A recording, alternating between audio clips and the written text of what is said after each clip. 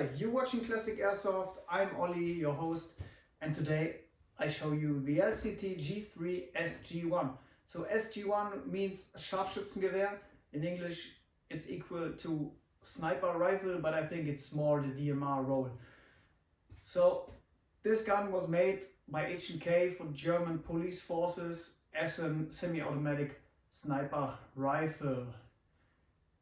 I don't know if they adopted this because they adopted the PSG1, the Präzisionsschützengewehr 1. So here is the LCT version of the G3 SG1.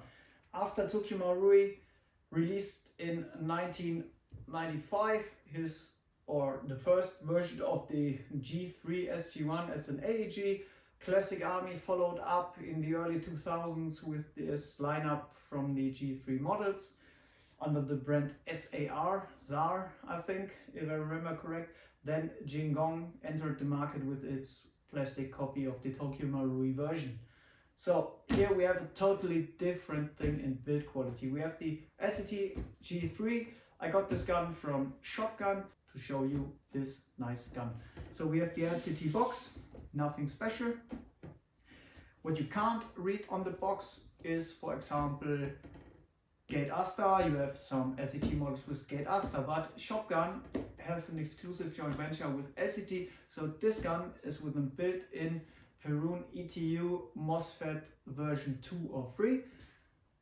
I don't know which exact version, but with the PERUN HYBRID Mosfet in it. So this is really nice because, in my opinion, the PERUN Mosfet is better than the Gate version. It has better cabling, and you can program everything directly from the trigger. You don't need a Bluetooth device or something like that, USB device. You need nothing. So if we open up the box, we have a quality certificate with 5 chrono readings, so a small chrono protocol from 406.4 to 409.8 feet per second. So we have a difference from about 3.4 FPS. Quite good if you ask me, but for real, I don't know if you can trust this. So we will chrono that thing after the video or after I showed everything to you. Then we have the user manual and we have an LCT parts list that contains every LCT product. Okay, some sexy foam. More foam,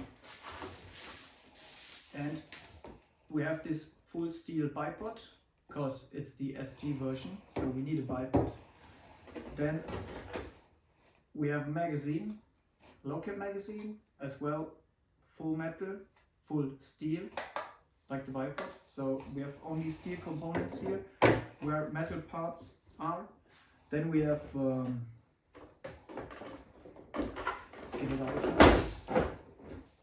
this beauty here, the G3A3 SG1 or G3A3 with a triangular handguard, and the bipod makes this gun to the SG1 version. If you're into guns, you know the SG1 normally has a Stecher, I don't know the English name for it, so then you have a cocking lever here, then you push it and then you get a hair trigger out of it. But not even one Airsoft replica has the Stecher function. And then we have this collectible dog tag here with the picture of the G3 SG1. And one negative point for me is the packaging. So the bottom half is out of sturdy plastic, but due to the fact that these are really heavy guns and the shipping companies are not so, I don't know, not so careful with the freight, it can happen that the plastic breaks like here.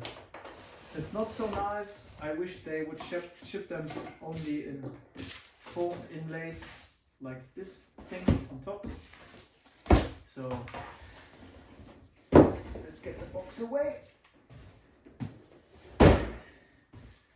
And here I am back again. So as I told you, full steel magazine, low cap, that's quite nice, no rattling like we have on stupid high caps.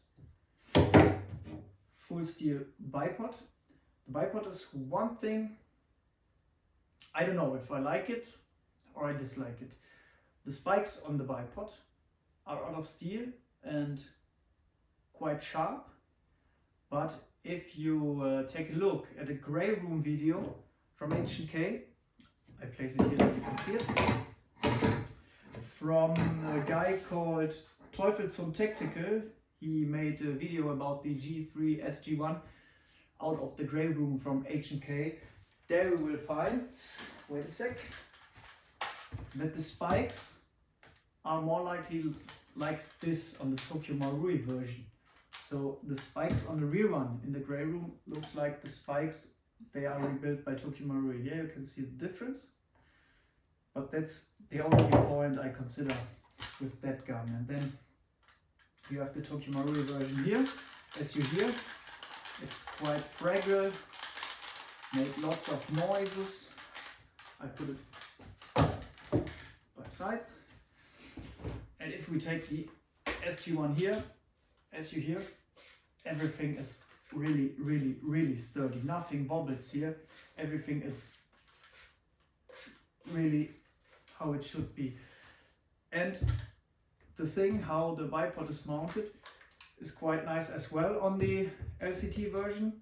The TM version used a small screw here, so the bipod is held in place by the screw. It's not like on the rear gun. On the rear gun, the bipod held in place by this spring and this groove. To install the bipod, it's like on the rear one, quite simple. You use this, you line this up with the groove. I will show that to you guys. Okay, it's one-handed, a little bit complicated. Okay, it's in the groove. Click, and that's it. The bipod is mounted. So here you have the LCT G3 SG1 in comparison to the Tokyo Marui G3 SG1. Totally different, I promise you guys. So let's put the Tokyo Marui gun away and take a closer look as on this LCT model. I can tell you guys, this model is without markings, as well as the Tokyo Marui model is without markings. So we have the same models on the LCT like on the Tokyo Marui. We have on the left side, shooter's left side, safe, sicher, Einzelfeuer, Feuer. Safe, semi, fully automatic, left side. On the right side, we have exactly the same, safe, semi, fully automatic. That's it, no more markings on this model. Quite nice is the build quality. I told you, everything that should be out of steel is out of steel. Flash hider, outer barrel, iron sights, upper body, lower body, everything. Except from the stock, the butt plate, the pistol grip, the handguard, and this cover up piece from the charging handle, like on the rear gun. So it's really sturdy. I bet you can throw it out of your truck or out of the first floor and nothing will happen. The charging handle spring is really heavy as well on this model. Rack it and slap it. So if you like to do the HK slap, you can do it all day long on this puppy here. If you cock the gun by the charging handle, the bolt will lock back, opens up the window, and there you can find your rotary style hop-up unit. It's really good adjustable, it's really good accessible, and it works pretty good. I tried the gun with 0.28 gram BBs, and you can shoot far away, like far out at 60 meters. You can hit a man-sized target at 50 meters without problems. I don't have heavier BBs at home, so I can't try heavier BBs. Internally in the gearbox, we have a really good LCT high torque motor. We have 9mm ball bearings, I think, or steel bushings. I think it's ball bearings. But I will do a video about the gearbox later. So there will be a whole video about the actual LCT gearbox internals. And then we have piston with CNC piston head, CNC cylinder head. We have full steel teeth rack on the piston, and we have an 18:1 ratio enhanced steel gear set with an disconnector, delayer, So everything what you need is inside here. If you just want to go and play airsoft without thinking about something, grab an LCT G3, throw a battery in the stock and have fun. You can use 11.1 volt lipos, you can use 7.4, but I would recommend 11.1. Then you have a better trigger responsibility. Price wise, we have 690 euros here on the table, so it's quite expensive, but you get a lot for your money. I don't know if there is any better G3 airsoft model somewhere around. I bet it's not. So 690 euros, total length from about 1026 millimeters. We have an overall weight from 4.9 kilograms and our inner barrel is 550 millimeters long. So that is my short video about this nice LCT G3. We have a rotary style rear sight, 1 position open, 3 position holes in different sizes. Yeah, the battery are stored in the stock. There's lots of space, so later on for the shooting we use an 11.1 volt lipo that you can hear the sound of the gun. Different from all the other models is that you just have to pull this butt plate away from the stock and just push it against it to refit it. On all the other models, they are based on Tokyo Marui style stocks. You have to push it down and then pull it back.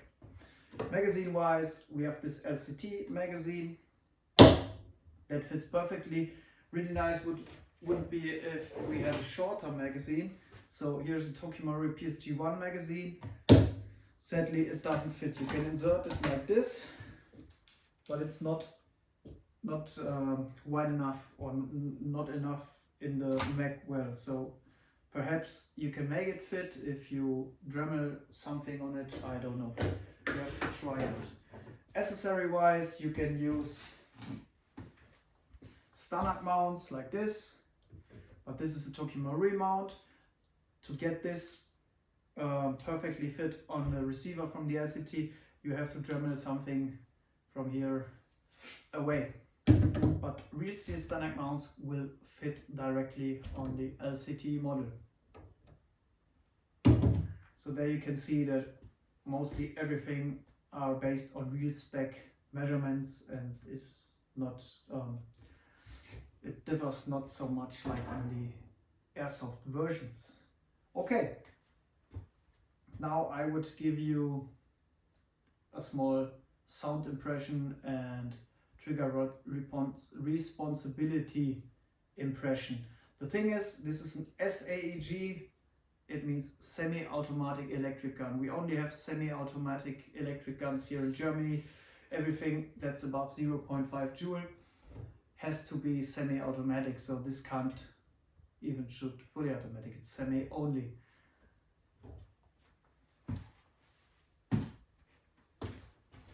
I insert the battery, then you will hear it beeping from the Mosfet. That was the Mosfet. So then we throw the end cap on it, and now you get a sound check with the 11.1 volt LiPo battery.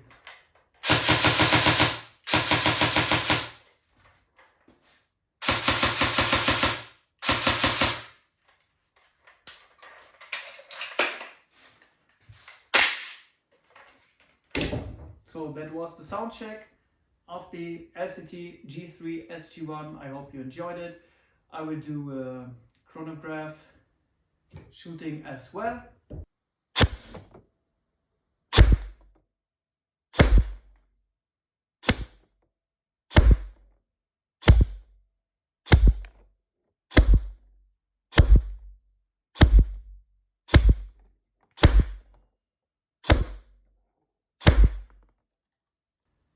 hope you enjoy the chronograph readings, and I hope to see you on the next video. Thanks for watching. Bye bye.